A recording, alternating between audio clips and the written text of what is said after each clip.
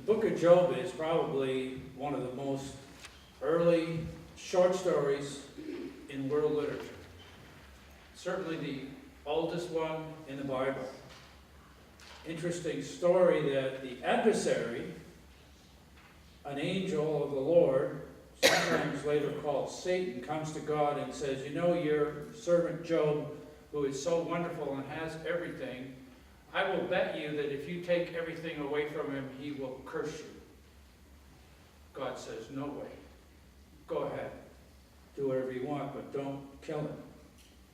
Job loses his property, his money, his children die, he gets sick. His wife said, you may as well slit your own throat. If God is against you, you're sunk. Job will not kill himself, and he will not curse God. 4 friends come, and they all have the same advice for him. You know, Job, if you're having a problem in life, there's only one reason. You must have done something to offend God, and you're being punished. Why else would you suffer? And Job says, I don't believe that. I don't believe that God would make me suffer in any way. I have not done anything to offend God. Then he starts to think out loud that it's not fair. It's not fair that I should suffer. What is God? Where is God that I'm suffering? And God comes to him out of a hurricane. That'll get your attention. A voice out of the hurricane. Okay, Job, you're so smart. You want to argue with me? Let's see you make a hippopotamus. How about a giraffe or a whale? Where were you when I made the universe? Where were you when I set the moon in its orbit? Come on, if you want to argue, let's go. And Job says, well, I said something once. I spoke twice. But I have to shut up. I'm face to face with the Creator. I have to be quiet before God and all that God makes. Paul talks about our response to creation in Romans chapter 8. Talks about the future glory, but the problem we have now. I consider, Paul says, that the sufferings of this present time are not worth comparing with the glory that's about to be revealed to us. For the creation waits with eager longing for the revealing of the children of God. For the creation was subjected to futility, not of its own will, but by the will of the one who subjected it, in hope that the creation itself will be set free from its bondage to decay, and will obtain the freedom of the glory of the children of God. We know that the whole creation has been groaning in labor pains until now.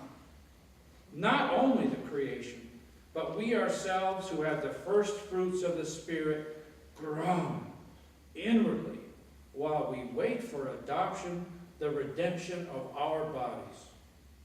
For in hope we were saved. Now hope that is seen, that's not hope. For who hopes for what is seen? But if we hope for what we do not see, we wait for it in patience. May God help us to understand the reading. Did you hear that there's a storm coming? It's real. Not like the one we almost had on Tuesday. The predictions about it are accurate. The danger is real. It's not something we could learn about on our smartphone or Channel 9 or 209 or whatever channel it is. On the ones, it's not from AccuWeather. It's the coming storm. It's already here, but yet seen in its full fury. It's the storm of climate change, of global warming, the destruction of God's creation. Let me put it this way. If you were the star in one of those science fiction movies, have you ever seen one? There's always a movie about the world is going to be destroyed, either by aliens coming from outside, or viruses coming from within, or some kind of earthquake that will destroy the world. And the only person who can save the world is Tom Cruise. Or Angelina Jolie. If you were the star of that movie, and only you could save the world, would you do anything? Would you deny that there is a problem? Would you look the other way? Would you figure, I don't care, I'm not going to be here that long anyway, what difference does it make? Let somebody else clean up the mess. Yet science fiction is reality today because the storm is coming. What will you do? You already know from the Bible about your responsibility. Genesis chapter 1 says, in the beginning God created human beings in the image of God. In the likeness of God he created them, male and female he created them. The image of God is not in a male, it's not in a female, it's in both of them together, and whatever God is, you can't really see what God is like unless you see the two together. But God said to those two, I am giving you dominion over the earth, over the birds of the air, and the fish in the sea, and all the animals that creep and run and burrow in the earth, and it's your responsibility to take care of them. Psalm 8 says the same thing. O Lord, our Lord, how tremendous thy name is. How great is thy name in all the earth. What are human beings that you are mindful of us, and yet you gave us dominion over all living things. This means we have a responsibility, doesn't it? It doesn't mean we can dump our trash wherever we like. Doesn't mean we can pollute the air with CO2 and expect nothing bad will happen. It doesn't mean that we're not responsible for our lake. Let the boaters worry about it, or the Mayfield Yacht Club, or that Adirondack group of people in suits sitting up on that road, you know, past Lansing's.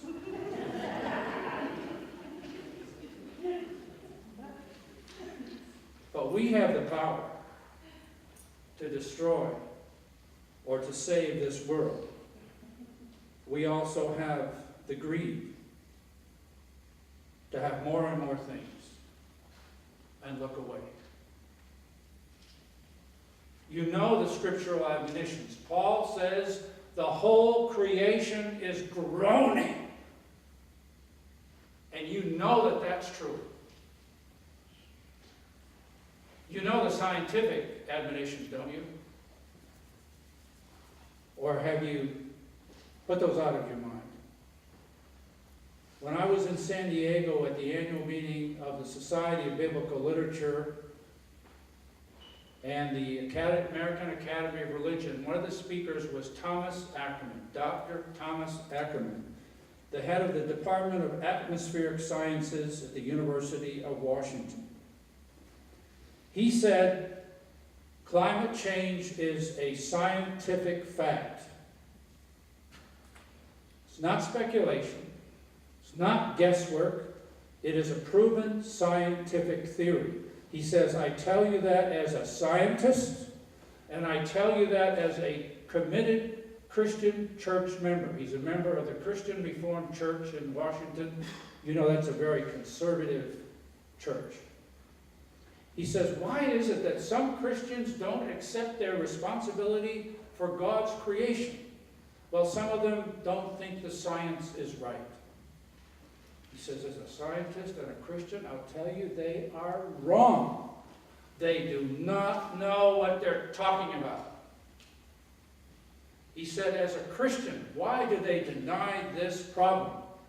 Well, some of them think that the world is going to end at any time. You know, that Jesus is going to come on the clouds, and it's all going to be over in a couple of years anyway, so who cares? Some people think, he says, that God's just punishing us for our sins, and he's making the earth go on a destructive path, and there's nothing we can do to stop that.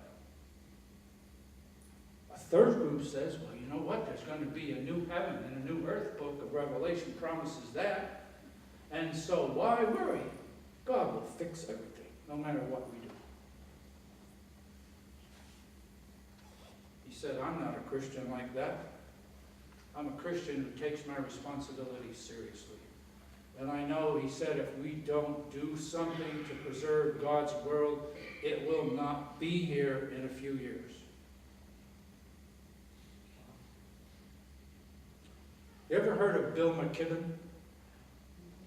Bill McKibben used to live right around here in Adirondack. He teaches in a college in Vermont now. He said, if we're lucky, we might have until the year 2050 to save this planet. He's an environmentalist. He wrote about the book of Job. He said the thing that Job had to learn was humility. You can't fix everything. You can't make everything. You can only fix it if you depend on me, God says. He says unless we have radical changes by the year 2050, we will be at a point of no return. You won't be able to fix Sacandaga Lake.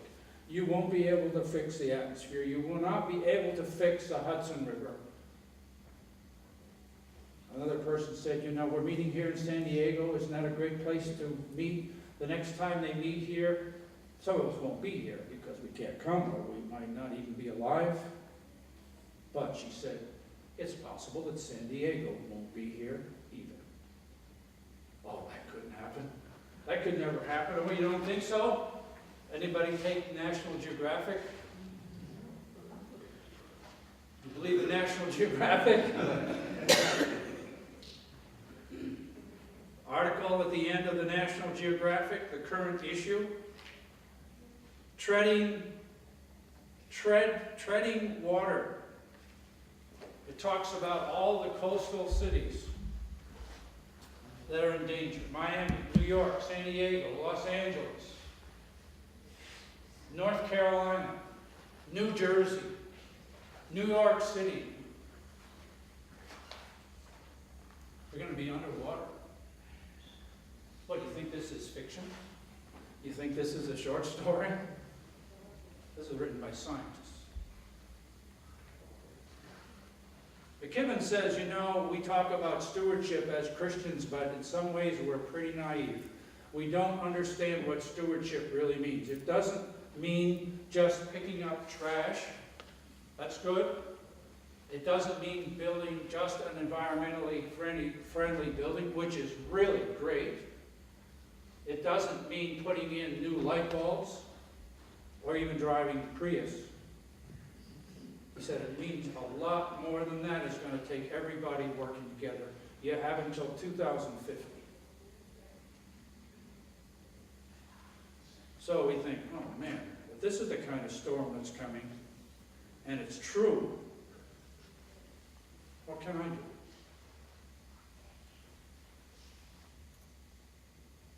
What can you do?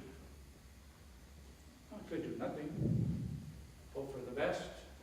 Say you don't care. Who cares? In 20 years I won't be here anyway.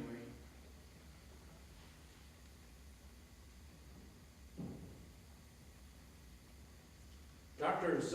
Lori Zoloff is a bioethicist at Northwestern University. She was the president of the American Academy of Religion. She also spoke at the conference. She's a Jewish activist and theologian. She said, I'll tell you what you can do. She said, there are 10,000 of us, professors, pastors, rabbis, priests, imams gathered. She said, what if we believe the Old Testament, which says that you should give the land a rest every 7th year? Did you know the Jews practiced that? The Sabbath rest for the land. They maybe didn't understand fertilizer or, nutrients being taken out of the soil or a lack of nitrogen. But they knew enough to shut down every field every 7 years and grow something on it and just let it be. She said, what if every 7th year we didn't have a meeting? 10,000 of us did not get in our planes. We didn't drive our cars. We didn't pay money at the Hilton. We didn't eat in the fancy restaurants along the waterfront in San Diego. And we stayed home in our churches, our synagogues, in our temples, in our mosques. We stayed home in our universities, and we worked on environmental justice. Think how much could be accomplished to save this world just by doing that. I don't know if anybody bought it. I don't know if they'll do it. I thought at least she's thinking of something really significant and biblical. And she said, there's another thing you can do that's also biblical. Do you know that the Bible talks about people giving a tithe? Have you ever heard of that? Tithe? 10%